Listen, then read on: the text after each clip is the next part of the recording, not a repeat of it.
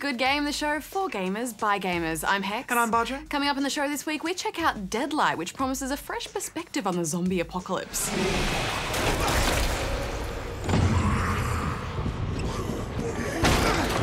Plus, we carve our way through the creative indie platformer Tiny and Big, Grandpa's Leftovers. Goose is back with his own take on why some games insist on leaving the best till last. And if you're gaming on a budget, we have a look at 2 free-to-play games in Gratis Gaming this week with Blacklight Retribution and Hero Academy.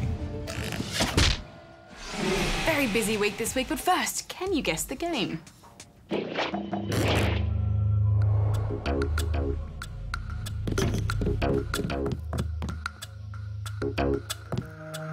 Off to read the news with you. Where you go? Good game. A development kit for the next generation Xbox, codenamed Durango, was recently put up for sale on an internet forum. With an asking price of $10,000, the posting was thought to be a hoax until pictures of the kit were corroborated by industry sources as legitimate. Dev kit specs are rarely the same as the final hardware, but the PC-like box boasted an 8-core CPU, a DirectX 11 capable graphics card, 8GB of memory, and 64-bit architecture. The original listing was removed and the user banned. A team of speedrunners claimed to have completed the original Portal in 8 minutes and 31.93 seconds, 53 seconds faster than the previous record. The speedrun team stressed that no cheats, hacks, or modifications were made to achieve the record time, and that the run was accomplished by utilizing a series of known exploits and newly discovered glitches in a standard version of the game. Several executives at social games publisher Zynga are facing multiple class action lawsuits for alleged insider trading. The suspicious activity occurred when Zynga executives sold over $500 million worth of stock while it was valued at approximately $12 a share. Other investors and staff were locked out of selling their stock, which has since fallen in value dramatically.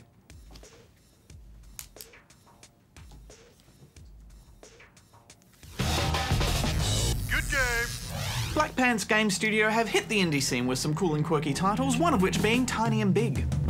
You play as Tiny, a gadget junkie with an eye for adventure, but your arch nemesis Big has stolen from you your most precious asset, a pair of clean white underpants left to you by your dear departed grandfather. In this latest installment, Tiny and Big, Grandpa's Leftovers, you must pursue Big into the relentless desert to try and get the undies back, yet again.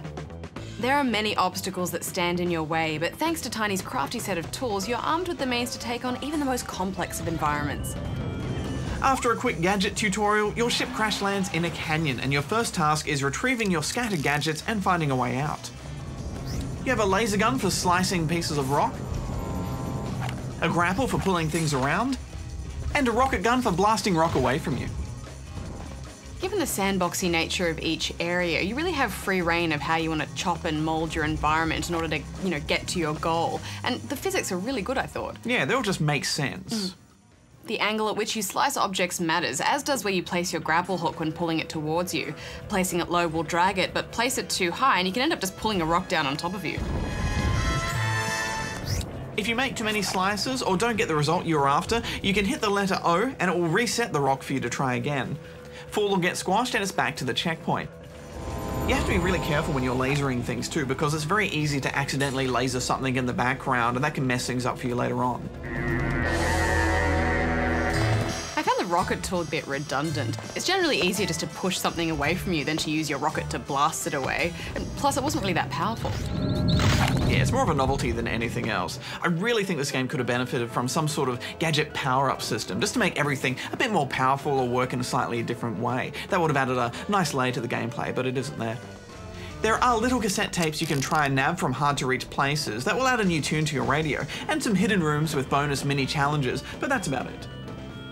I found a lot of the desert rock action got a bit bland after a while. My favourite sections were in those kind of temple rock formations.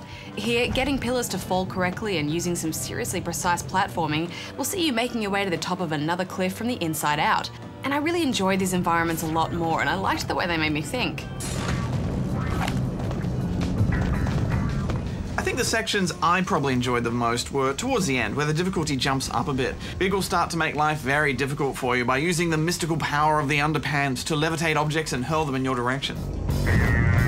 I got beyond frustrated in these sections because amidst all the chaos of moving objects around in your environment and, trying to slice up incoming boulders, it's so easy to just accidentally fall to your doom. In fact, no matter the circumstance, the platforming in this game is so precarious and I got so frustrated.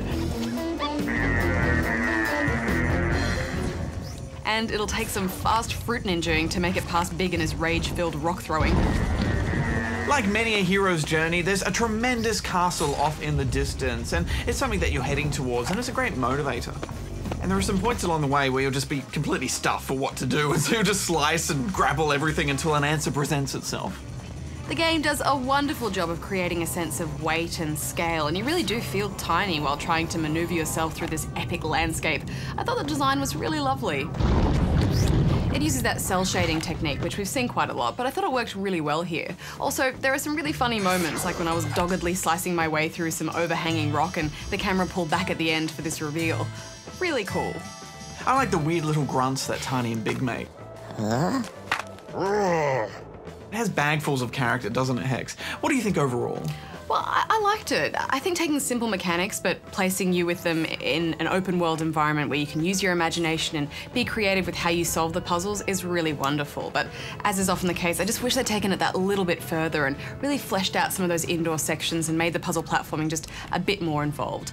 But it's a great follow-up installment for the indie dev. I'm giving it 6.5 out of 10. I think I liked it a little bit more than you, Hex, especially the challenge towards the end, and I just enjoyed the concept. I think that's really strong. So I'm giving it 7.5 out of 10 rubber chickens.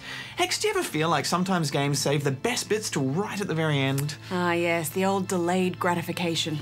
Goose has a look at how developers are using this mechanic to keep us in the game. When we exchange our hard-earned cash for a game, it's a simple contract. Money in exchange for gratification in the form of a well-designed or sometimes not so well-designed game. But occasionally, a condition of the contract is a waiting period for the best levels, weapons, stadiums and characters as you grind through the game first. Game designers like to think that the sweetest form of gratification is delayed, and to make it work, they have to tease and coerce the player by dangling a carrot on a stick. But often, this delay can start interfering with how we want to play the game, and as a result, our brains are more frustrated than satisfied. The most common and arguably least fair form of delayed gratification is locked content, where a large portion of the game is sealed away from the players until they complete a requisite amount of tasks or challenges. To many, such practices seem patently unfair. Gamers buy sports games for the amount of stadiums and players they can pick from, races for the amount of tracks and cars. Disc in hand, they've already paid their cash, but now the game's forcing them to pay with their time. For example, to play the game Nintendogs and Cats, you would think you'd get access to those cats straight away, what with the feature being right there in the game title. But no, it was more than shrink wrap that separated gamers from their Nintendcats. They were locked away like something as petty as an alternate costume. Such practices were also applied to the Guitar Hero franchise, giving first-time rockers a minuscule opening playlist. But more recent games offered players a compromise. All songs were available in free play, while some extra content was still locked away in the campaign mode. Races like Gran Turismo 5 advertised a total of 1,074 cars, but kept the majority of them locked away in the garage from the very beginning. Some saw this as a challenge, but it meant nothing but frustration for anyone who just wanted to take a Bugatti Veyron out for a quick spin. Today, many AAA multiplayer shooters not only lock out the better gear, but they also rely on the competitive nature that erupts from unbalanced competition. What better way to taunt you with the best gun in the game than to shoot you with it? Although locked out content can be frustrating, delayed gratification isn't something we can just get rid of altogether. For some genres, specifically narrative-driven games, it can be used for much more positive results. For instance, power gimping, or better known as the classic bait and switch. The wrath of Olympus grows. Soon I will no longer be able to protect you. I need no protection. At the beginning of God of War 2, you could enjoy the full range of Kratos' godly powers before they were abruptly ripped away. Kratos dragged himself up from the dirt. Similarly, the Force Unleashed let you play through the first level as the uber-powerful Darth Vader, before dumping you in the gimped space shoes of his lackluster apprentice Starkiller. Power gimping may seem cruel at first, but it can be used as a very good form of motivation, giving players just a taste of things to come before gradually rewarding them on each step of the journey back.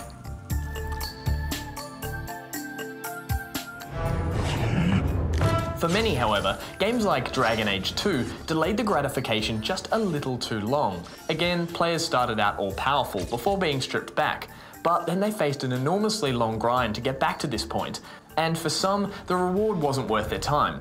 Which one? You know exactly why I'm here!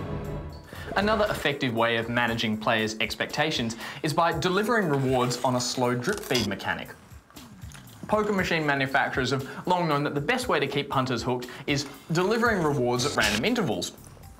And the same principle can be applied here, but with slightly less sinister ends. Oh, it's good cake. Diablo 3 delivered loot with randomized properties at randomized intervals. If played online with higher leveled players, the game would even allow you to find overpowered gear you were unable to equip. I can't use this yet. A method also employed in the first Borderlands. Having that almighty piece of loot sitting in your inventory was almost unbearable, but it worked. Many speculate that gratification can only truly be enjoyed if it is at first delayed.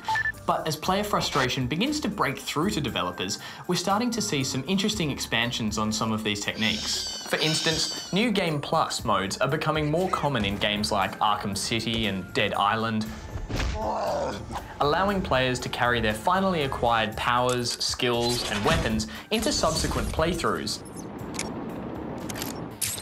When experimenting with delayed gratification, developers need to carefully balance how their content is distributed to players. More importantly, they need to trust their audience. But then again, maybe us gamers need to learn to be a little more patient and remember that sometimes the longer the wait, the sweeter the reward. Good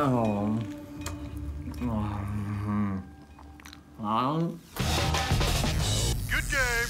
Thanks, Goose. Nice cake. And now it's time to serve up 2 slices of free gaming goodness. First up, Hero Academy for iOS.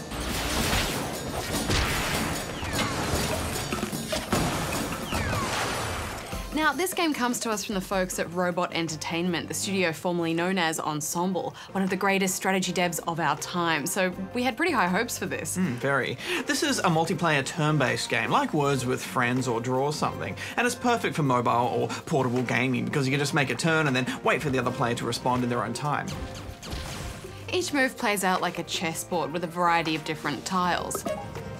There's 2 tiles to place new units on, a bunch of crystals and several power-up tiles that can improve your unit's defense or attack strength. And your goal is simple, destroy your enemy's crystals. Each round gives you 5 moves to make. Placing a unit, moving, attacking, each takes up 1 move. I like how you can plan out your 5 moves and then if you think you can do better, just hit retry as many times as you like before you submit your turn. Without paying anything, you only get access to one of the teams, called the Council.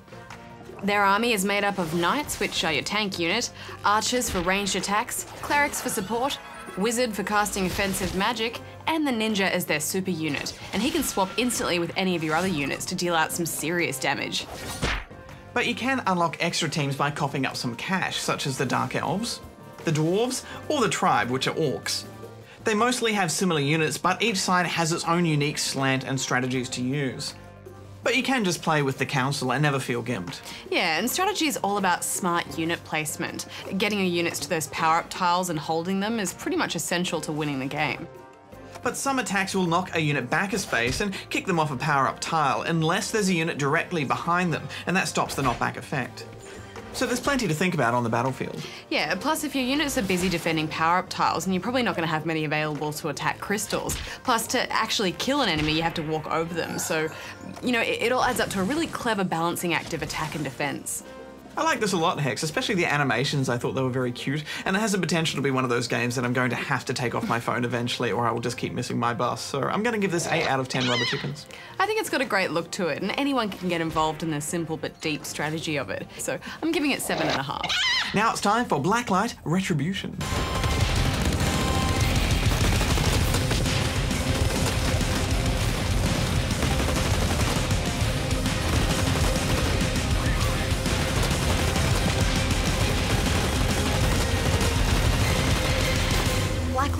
futuristic free-to-play FPS, and it's not the first we've seen of late with high production values. Set in a cold industrial environment, this is purely a multiplayer-focused game. There's your standard deathmatch and capture the flag, a kill-confirmed mode, which is actually really fun, and also a mode that combines domination with capture the flag called Net War. That one's a bit messy, but it's a good mashup of modes. The first thing you notice is just how tight those shooting mechanics are. The gunplay is very satisfying. The depth and customization here rivals any AAA shooter out there. You can mix up scope, barrel, muzzle, magazine, stock, camo, plus your own armor, and combined it all affects how fast you can move and what type of shooter you are. I love the variety of guns, Hex. They all feel different too, which is very important. And you can really work at getting a good balance of speed and recoil and health. Yeah, and your choices really make a difference. Each round you work to get credits to unlock gear and weapons, the usual sort of thing, except this time you're going to be renting them first. You can buy weapons or gear permanently, of course, but it's super expensive, and renting also gives you a taste of something, so you can try it out before actually committing to it. At first I thought I would absolutely hate this system. I like having my gear, knowing I can always use it whenever I want, especially armor, but it did grow on me over time. Yeah, I mean, I think it's okay. The downside is, unless you rent something for a week or buy it, the next time you log into this game, you'll be gimped back down to nothing again, and that's so disheartening. And I guess that's where the line is between free-to-play and pay-to-play. I mean, this game doesn't throw buy credits now at you every turn like most free-to-play games. It just subtly makes you want to pay for it. Yeah, it gives you a taste and then takes it away. I don't think it's a devious system, though. It's just clever. It forces you to explore the weapons a bit more and encourages you to try other gear or builds next time you log in. As you take out enemies and complete objectives in a round, you'll earn in-round points, and you can then spend these on every gamer's favourite mechanical monstrosity, mech suits. They're called hard suits. Mech suits. They're mechs. Mechs are very powerful and can often turn the tide of a battle. They have a good amount of risk to them too, because you have to stand out in the open to buy one, then stand out in the open to deliver it, and then it takes a few moments to get in as well. This amount of exposure on the battlefield is very stressful, but once you get in the suit,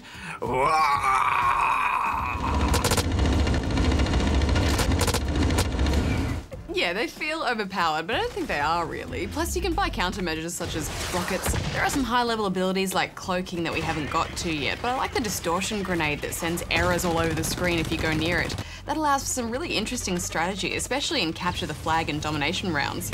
I think errors and artifacts all over your screen is way more intense than a flashbang or a smoke grenade. Yeah, those effects are awesome. There's a lot of cool stuff in this game, a lot of good, solid ideas, and the more I played it, the more I liked it, but also the more frustrated I got because there are no Aussie servers. Apparently there were or are, but we couldn't find them, so you just have no chance against a good sniper, and after a while that starts to feel really unfair. To their credit though, they do a surprisingly good job of maintaining gameplay and high lag. I mean, it doesn't ever feel laggy.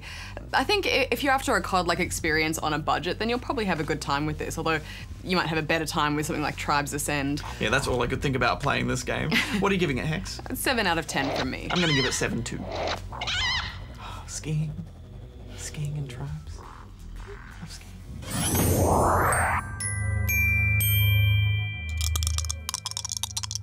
The moment that changed my life, I mean literally changed my life, was the first time I played Dungeons & Dragons.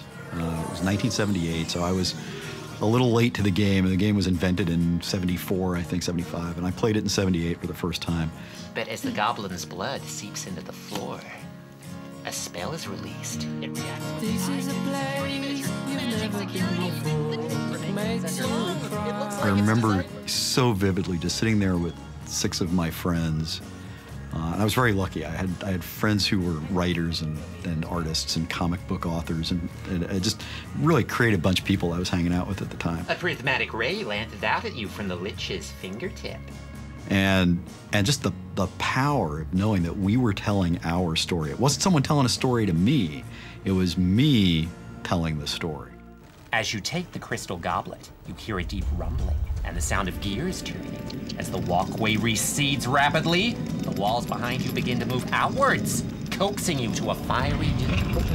Can we stop it? I've just spent the last, 34 years trying to recreate that experience and get that feeling again and give that feeling to other people. I, Ranjalia, take my dagger and thrust it into the contraption. You can't. It's missing from your belt. What? Vagine? I need your threads, man. Only a narrow ledge remains. All this for a new pair of boots? That's not groovy, man. Real bugbear. No, there's no time. Everyone jump. So it had D&D. That's it right there. Good game. When it comes to games, zombies are here to stay. They allow designers to create moody locations, massive waves of enemies you can take out with no moral qualms, and there's plenty of subject matter to play with as well. Deadlight is the latest post-apocalyptia, except in this game, the last thing you want to do is get in a fight with a zombie.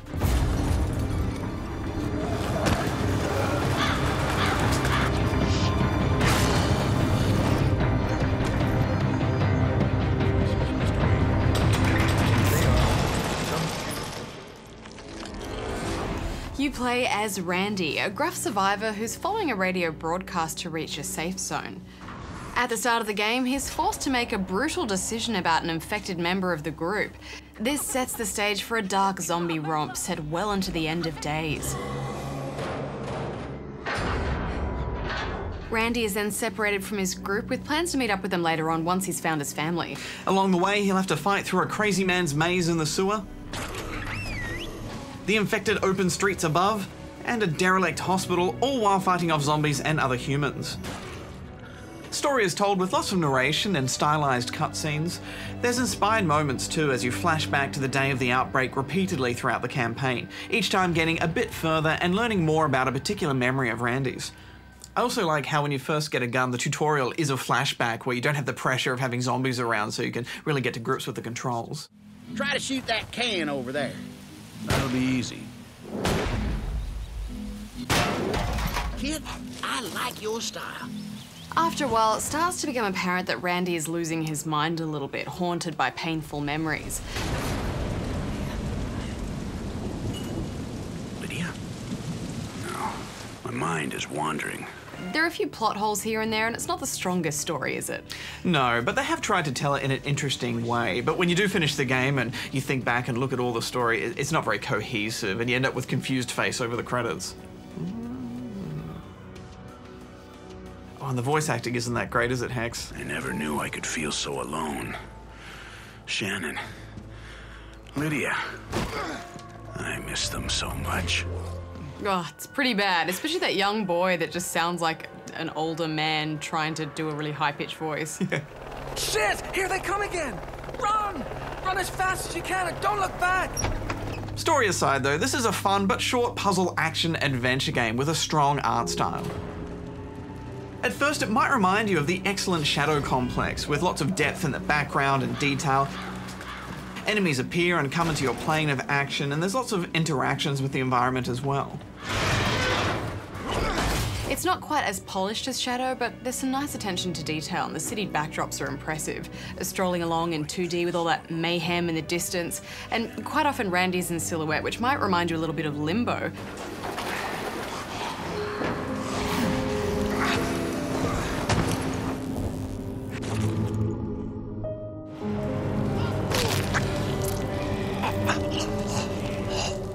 The best part about this game is at times it reminded me of Another World because of the problem solving and the timing and trial and error that you need to do to get through sections.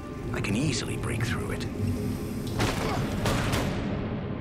It also likes to surprise you now and then.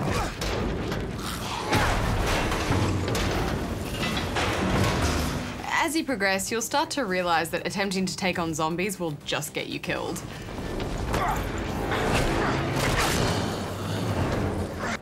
You're almost always better off leaping past them or luring them somewhere where they can be taken out by the environment. These zombies aren't smart. They're like lemmings in this game. Small barriers will stop them, and often you can just taunt them into a group, then leap over them to safety. I think it works, Barjo. Yeah, me too. And you start craving that higher ground because it's the only place that's really safe, so you can take a breath and think about the next section. There's also platforming and environmental obstacles as well. The highlights are in the chase and flee sequences. You have to rely on quick thinking and pay attention to what's in front of you, whether it be a door that you can charge through or an object that's going to trip you up. What the hell? They'll usually take you a few goes though, because if you miss one jump or take off too slowly, then you can get crushed or trapped. But you know, it's not frustrating. I also thought the controls were really intuitive. He is a slow-moving character though, which really adds stress to the situation. Yeah, it is pretty stressful when you're trying to reload quickly when there's a horde of zombies just coming towards you. Yeah. Combat makes use of an axe, a pistol, and a shotgun to help you take down zombies and open doors and locks. Bullets are very scarce, which is good, and if there's more than one zombie, an axe just isn't gonna cut it. The axe combat is a bit glitchy, but I think that just adds to the stress a bit. On top of that, you have to manage a stamina bar, and this, along with health, can be increased. Stamina isn't a huge problem. It only runs out if you run a very long way or swing too much with your axe. A big section of the game is set in the sewers underground as you perform a series of trials, really, for a crazy man.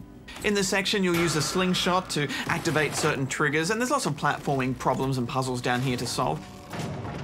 But Hex, I felt like this whole area just slowed the pace of the game, which was rocketing along. Yeah, it did a bit, but I personally didn't mind so much. And all those outdoor sections were so beautiful. It feels like a big, open, fleshed out world, even though you're only on a 2D plane. The puzzles were mostly very good, although overall it's not a very challenging game, is it? No, and early on there's lots of those little jump markers indicating where you need to go, and there's no way to turn those off. I didn't mind the jump markers so much, but I thought the voiceovers were a bit much. The puzzles are clever, but then a voiceover tells you what to do. That water tower looks weak. Just let me figure it out. In fairness, they're not all like that, but it happened enough to make me annoyed. There are some rough edges to this game too. Animations jump a little here and there, especially the zombies. And there are a few bugs too, which require a checkpoint restart. Nothing game-breaking, but they're still frustrating. I just wish the story was told a bit better. I mean, they barely explored any of the other characters, and I guess they just didn't have time because this game is barely 4 hours long. There's a nice music score though. And I think I still enjoyed this game, even with its rough edges, just because it reminded me of all those older games that I used to love so much. I wanted more of those zombie lemmings type puzzles where you lead zombies into a trap and that's how you solve the room and escape. I guess that's what's most interesting about Deadlight, is it's a zombie avoider rather than an action shooter, and I wish they'd taken that a little bit further. But it's worth a play, I think. I'm giving it 7.5. Yeah, it just got going and then finished it. I want a bigger, fleshed out version of this game. I'm giving it 6.5. So, did you guess the game for this week? It was, of course, Deus Ex. Warren Spector's masterwork was a futuristic shooter with unprecedented RPG depth. Look at this. Irritation to all exposed mucous membranes. What's that gonna do? The gunplay and nanotech skills taxed your brain just as much as your trigger fingers. Next week, we'll be taking a look at the Hong Kong crime thriller Sleeping Dogs. Intel suggests that Winston is looking for muscle. You need to find a way to make him trust you. So, you fearless? Or just crazy? Try capable. In fact, we're one of the first to get our hands on that game, so we've got a bit of a semi-exclusive review. Yeah, that means we can't actually put our show online until the next day, so you'll just have to watch it on TV. Yes, the good old-fashioned television's box. But that means you can tweet along with us, which is great. Yeah, unless you live in another state, you know, with a different time zone. Like oh, Perth yeah. or something. Sorry. Yeah. On Spawn Point this weekend, we have a look at Kingdom Hearts 3D. All for one, and one for all! Thanks for tweeting, tweeters, and a reminder, if you happen to have picked up an iPhone recently, we have a Good Game app to enhance your good game experience. Till next time, may all your games be good ones. Hex out. Barjo out. Experience. Enhance. It's a bit sexy. What's going on in your hand there? I've been staring at it for ages. Oh, I burnt myself because I tried to cook. What were you cooking? That's what happens when I go in the kitchen. What were you cooking? What were you making? I don't know, like eggs or something, like baked eggs. And then I put my hand in the oven and it was like, ah! Did it hurt? Ah, Put yeah. some balm on it? No. Gotta put a balm on it. Oh, suck it up. Tough.